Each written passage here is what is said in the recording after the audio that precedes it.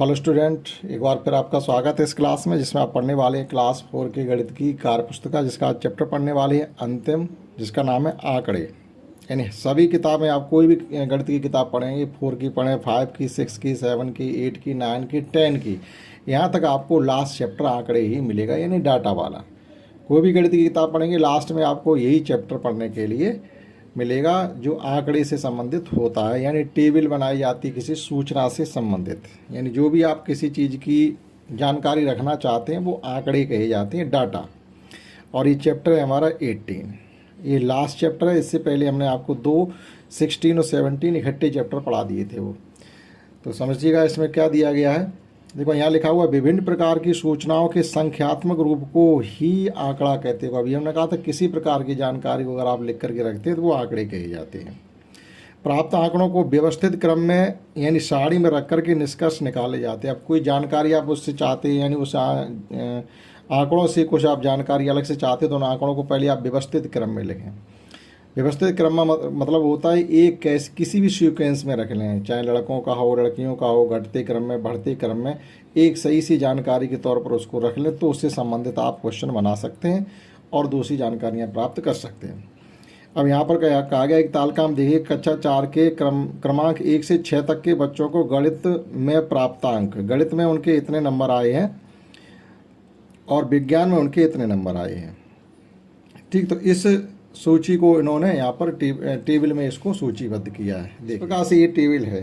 Class बच्चों के क्रमांक 1, 2, 3, 4, 5, 6 हैं। सभी के जो टोटल नंबर हैं सब्जेक्ट में 50 हैं।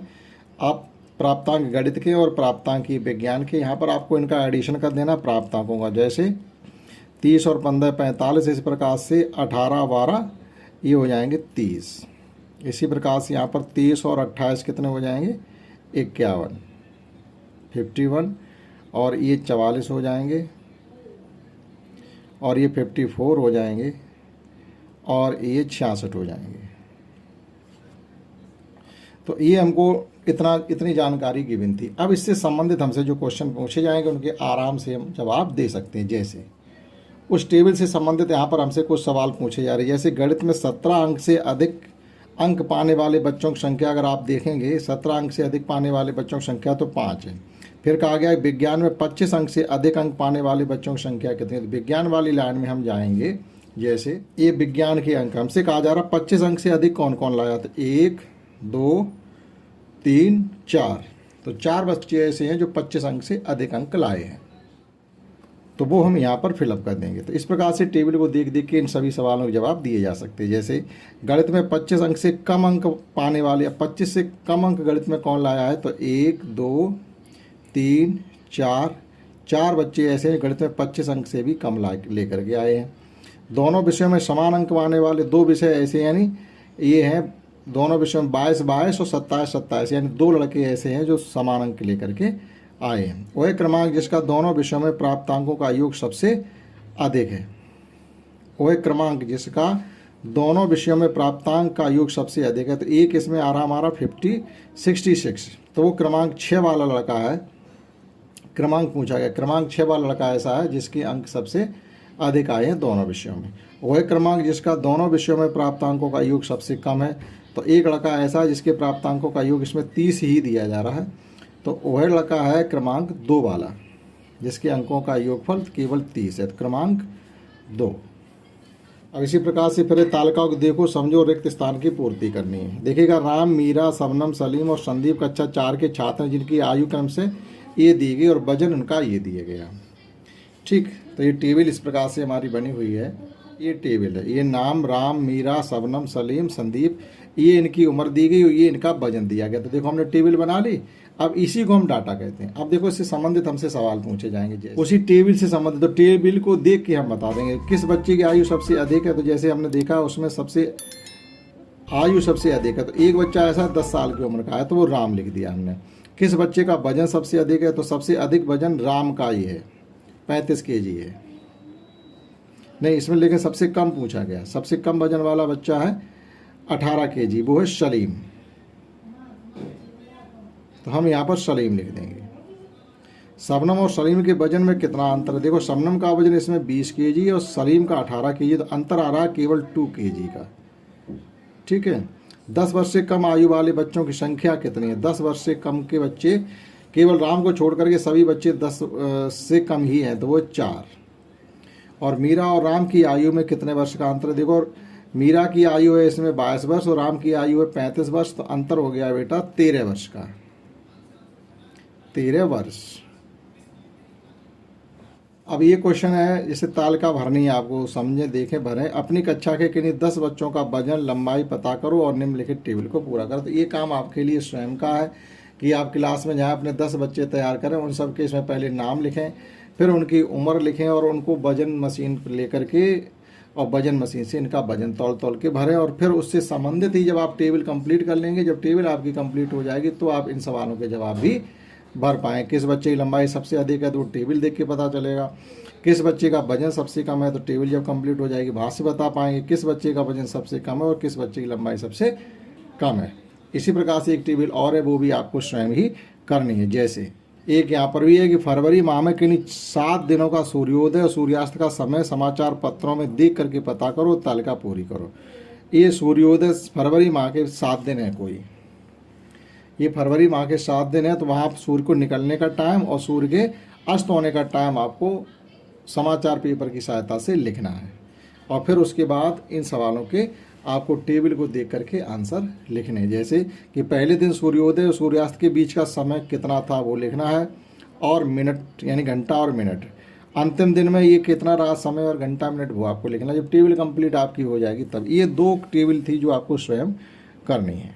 और यहाँ पर आपके कुछ टेस्ट टाइप क्वेश्चन है। जैसे देखिएगा, पहला सवाल क्या हमसे पूछा जा रहा है कि किसी आयताकार खेत के चारों भुजाओं की लंबाई का योग 300 मीटर है, तो खेत की परिमाप कितनी होगी। जो आयताकार चारों भुजाओं की जो लंबाई का योग होता है वो ही तो परिमाप पे ही आती है, तो 300 ही होगी।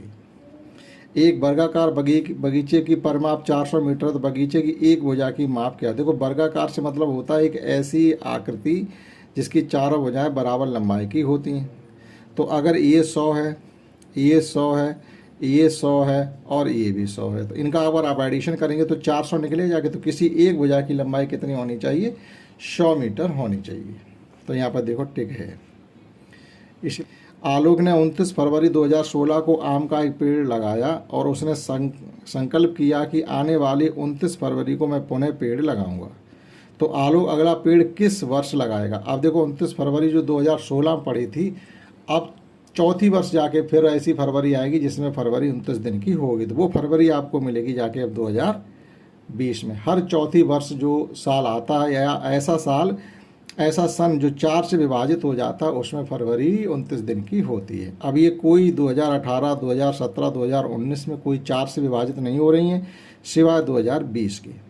तो इसी में फिर फरवरी 29 दिन की पड़ेगी, तब वो एक पेड़ फिर लगाएगा। और यहाँ पे कहा गया जुलाई, अगस्त, सितंबर, अक्टूबर में कौन सा अन्य से भिन्न है। अब देखिएगा जुलाई भी 31 की है, अगस्त भी 31 का है, अक्टूबर भी 31 का, केवल सितंबर जो होता है वो केवल 30 दिन का होता है। तो इसमें सितंबर इन सब से अलग हो गया। 3:20 यानी PM लिखा हुआ को 24 घंटे की घड़ी में दर्शाया जाएगा।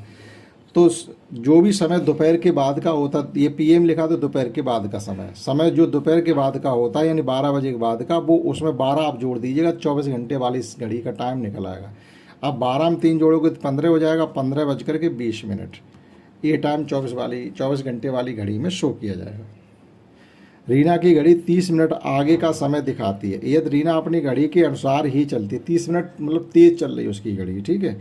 अब जैसे रियलिटी में अगर 8 बजे होंगे तो उसकी घड़ी 8:30 बजा रही होगी, ठीक। अब 12:15 बजे यानी 12:15 PM दोपहर को अपनी मौसी के घर पहुंचती है। तो मौसी के घर पहुंचने का उसका वास्तविक टाइम क्या होगा। जो भी टाइम ये है उसमें से आप 15 मिनट कम कर दोगे तो 11:45 का समय निकलेगा जाके। ये वाला ऑप्शन सही होगा। और अंतिम क्वेश्चन है इस बुक का कि 4 बच्चे 4 रोटियां 4 मिनट में खाते हैं। ऐसा सवाल कंपटीशन में भी आता है। तो एक बच्चा 1 रोटी कितने मिनट में खाएगा।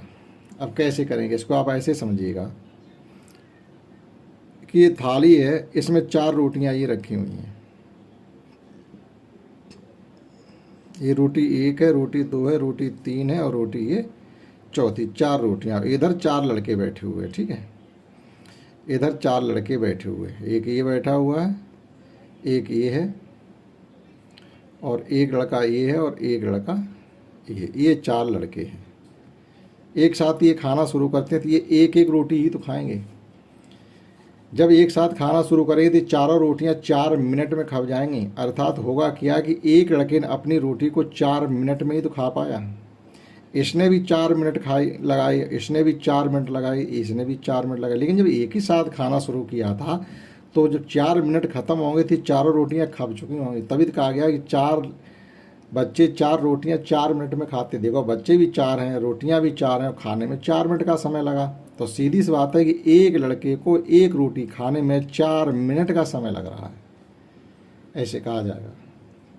रोटी एक ही एक सब खा रहे, 4 रोटियां तो दी गई आपको खाने के लिए, तब एक रोटी खाने में आपने 4 मिनट का समय लगाया। लेकिन सभी लड़के एक साथ खाने के लिए बैठे तो 4 मिनट बाद थाली साफ हो गई।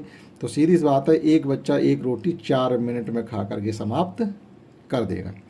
इसी के साथ ये चैप्टर 18 आंकड़े वाला भी हम ने समझाने की कोशिश की। आशा करता है आपने समझ पाई होगी। ये किताब हमारी कम्प्लीटली फिनिश हो जाती है। आप इसको देखिए, समझिए। इस क्लास में इतना ही। That's all. जय हिंद, जय भारत।